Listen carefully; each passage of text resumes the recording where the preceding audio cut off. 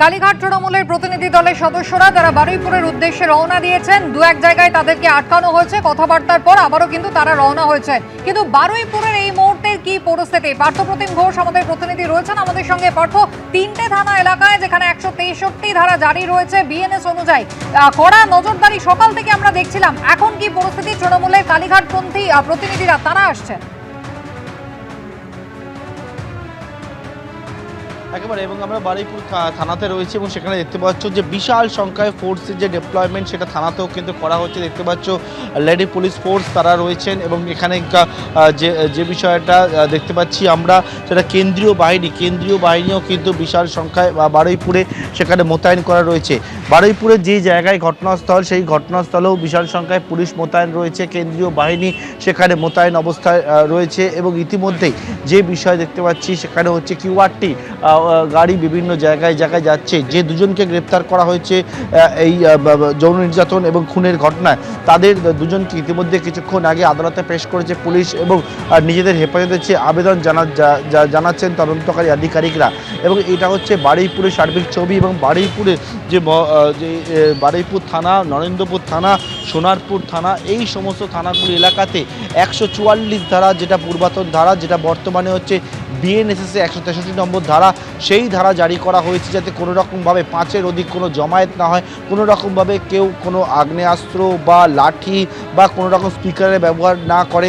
এবং তার জন্য সেই রকম কিন্তু একেবারে যে ধারা, জেলা প্রশাসন, দক্ষিণ 24 পরগনা জেলা প্রশাসনের তরফ থেকে সেই ধারা 163 নম্বর ধারা সেটা কিন্তু জারি করা হয়েছে। বারুইপুরে বিভিন্ন প্রান্তে রাস্তার বিভিন্ন জায়গায় দেখতে পাচ্ছি যে এইরকমভাবে ফোর্স ডেপ্লয়মেন্ট রয়েছে।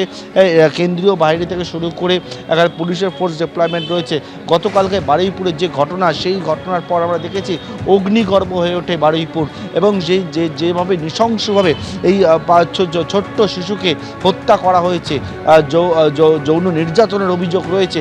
এর পরবর্তীকালে গতকাল ঘন্টার পর ঘন্টা রাস্তা অবরোধ থাকে, পুলিশের ওপর হামলা হয়, গাড়ি ভাঙচুর হয়। এবং তার পাশাপাশি আমরা দেখেছি যে সেখানে হচ্ছে যে একজনকে সন্দেহের বশে তাকে পিটিয়ে পর্যন্ত তার গণপিটুনি, তার মৃত্যু পর্যন্ত হয়।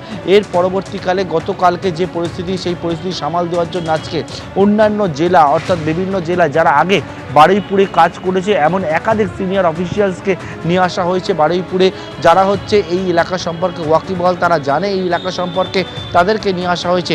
এবং দেখাতে বলবো আমার সহকর্মী তরুণকে যে একদিকে হচ্ছে কেন্দ্রীয় বাহিনী, জেলা পুলিশ, র্যাপিড ফোর্স, এই সবটা কিন্তু মোতায়েন রয়েছে বারুইপুরের বিভিন্ন জায়গায়। থানার সামনেও ব্যারিকেড করে রাখা হয়েছে যাতে কোনো রকমভাবে কেউ আসলে এখানে না ভেতরে প্রবেশ করতে পারে, কোনো অ্যাজিটেশন হয়, তার জন্য থানার যে গেট সেখানেও ব্যারিকেড করে দেওয়া হয়েছে। এটা হচ্ছে বারুইপুরের ছবি দেখতে পাচ্ছ।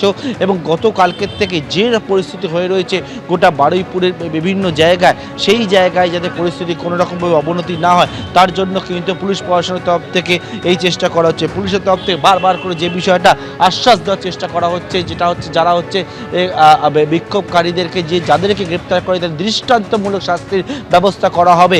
এবং ইতিমধ্যে দুজনকে গ্রেপ্তার করা হয়েছে এই খুন এবং যৌন নির্যাতনের ঘটনা, যে দুজনের কিন্তু একেবারে প্রত্যক্ষভাবে যোগাযোগ পেয়েছে বলে পুলিশ মনে করছে। এবং তার জন্যই তাদের দুজনকে গ্রেপ্তার করা হয়েছে। বাকি 3 জনকে ডিটেইন করা হয়েছে। তাদেরকে ডিটেইন করে এই ঘটনার সঙ্গে আরও যারা যুক্ত রয়েছে, যাদের নাম ইতিমধ্যে উঠে এসছে, তাদের খোঁজে কিন্তু তল্লাশি অভিযান সেটা কিন্তু করা হচ্ছে, রেড চলছে।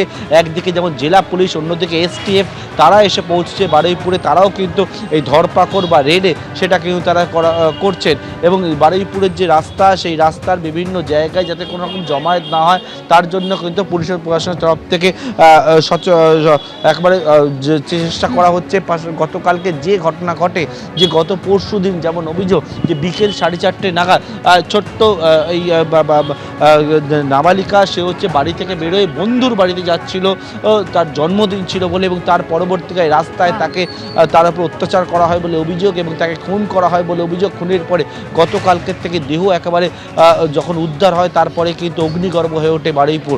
এবং সেই জায়গা থেকে যাতে পরিস্থিতি আর নাগালের বাইরে না যায়, গতকালকে যে পরিস্থিতি হয়েছিল তার জন্য কিন্তু এইরকম একটা বড় ডেপ্লয়মেন্ট পুলিশের সেটা কিন্তু করা হয়েছে গোটা বারুইপুর জুড়ে।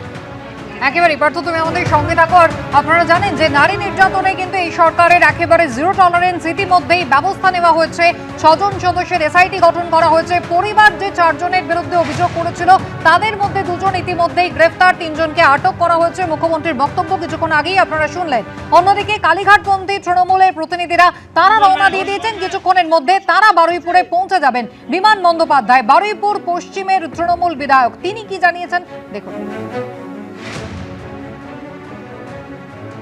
দেখুন, রাজ্য সরকারের যারা পুলিশের রয়েছেন তাদের আরো একটু তৎপরতা দেখানো উচিত ছিল। খুব দুর্ভাগ্যজনক ঘটনা, নির্মম ঘটনা, আমি বলবো নির্মম ঘটনা। এই ঘটনাকে সাধারণ মানুষ যেভাবে স্বতঃস্ফূর্তভাবে রাস্তায় নেমে প্রতিবাদ করেছেন তাদের করা ছাড়া কোনো উপায় ছিল না। এই যে বেরোতে দিচ্ছেন না বলে আপনারা অভিযোগ করছেন যে মমতা বন্দ্যোপাধ্যায়কে বেরোতে দেওয়া হচ্ছে না, আপনারা যাচ্ছেন।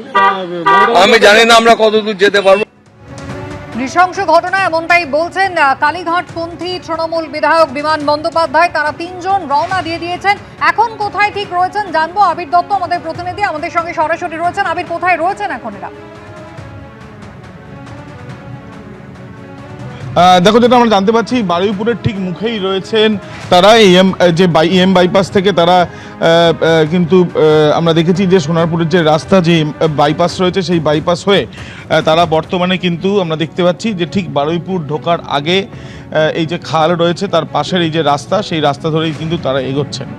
এবং যেটা আমরা দেখতে পেলাম যে শুরুতে ঠিক গড়িয়ার কাছে সেখানে প্রথমে পুলিশ তাদেরকে প্রথমে জিজ্ঞাসা করেন, পুলিশের যারা অফিসাররা সেখানে ছিলেন, যে তারা কোথায় যাচ্ছেন। তো তখন তারা যখন জানান তাদেরকে জানানো হয় যে বিএনএসের 163 ধারা জারি রয়েছে এবং এরপর তাদেরকে যেতে অ্যালাউ করে দেওয়া হয়। এবং তারা যখন সেখানে যান তার পরবর্তীকালে আমরা দেখলাম যে একটি জায়গা, বাইপাসের কাছে একটি জায়গা, সেখানেও কিন্তু তাদেরকে আটকানো হয় বলতে সেখানে একটি গার্ডরেল শুধু লাগানো ছিল। একজন পুলিশ অফিসার তিনি জানিয়েছিলেন যে তার কাছে নির্দেশ রয়েছে যে যাতে গাড়ি না যায়, কিন্তু পরবর্তীকালে দোলা সেন তিনি নিজে সেখানে জানান যে তার সঙ্গে এসপির কথা হয়েছে এবং এর পরবর্তীকালে সেই গার্ডরেল খুলে দেওয়া হয়, অর্থাৎ পুলিশি বাধা আর থাকলো না। তারপরে তারা বর্তমানে আমরা দেখছি একেবারে বারুইপুর প্রবেশ করছেন তারা। এবং এই যে বারুইপুর যেটা তারা প্রবেশ করছেন, এখানে মূলত আমরা যেটা দেখছি যে কোথার বাজার যে রয়েছে সেই বাজারের অঞ্চল দিয়ে তারা কিন্তু বারুইপুরে নির্যাতিতার পরিবারের সদস্যদের সঙ্গে দেখা করার জন্য তারা যাচ্ছেন।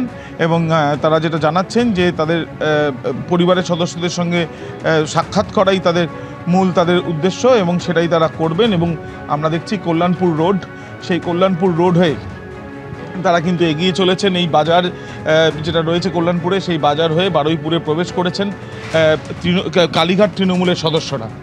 একেবারে আবির, ইতিমধ্যেই কিন্তু বারুইপুরের বাজার এলাকায় পৌঁছে গিয়েছেন কালীঘাট তৃণমূলের সদস্যরা। কিছুক্ষণের মধ্যেই তারা পৌঁছে যাবেন, যদিও ইতিমধ্যেই কিন্তু বিএনএসএস এর 163 ধারা এলাকায় বলবৎ রয়েছে।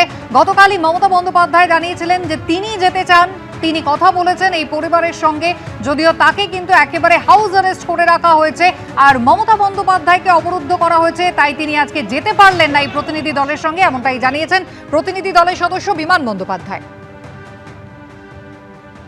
মমতা বন্দ্যোপাধ্যায় কি যাচ্ছেন আপনাদের? সেটা মমতা বন্দ্যোপাধ্যায় বলতে পারেন। কালকে উনি প্রস্তুতি নিয়েছিলেন যাবার জন্য, কিন্তু পুলিশ যেভাবে ওনাকে অবরুদ্ধ করে রেখেছিল উনি বেরোতে পারেন। এটা অত্যন্ত দুর্ভাগ্যজনক। মুখে বলবো যে আমাদের গণতন্ত্র রয়েছে, গণতান্ত্রিক অধিকার রয়েছে, কিন্তু আমাদের মুভমেন্ট করতে পারলে তাকে রেস্ট্রেন করা হবে, এটা কিন্তু গণতন্ত্রের কণ্ঠরোধ করা ছাড়া অন্য কিছু না। এবিপি আনন্দ এগিয়ে থাকে, এগিয়ে রাখে।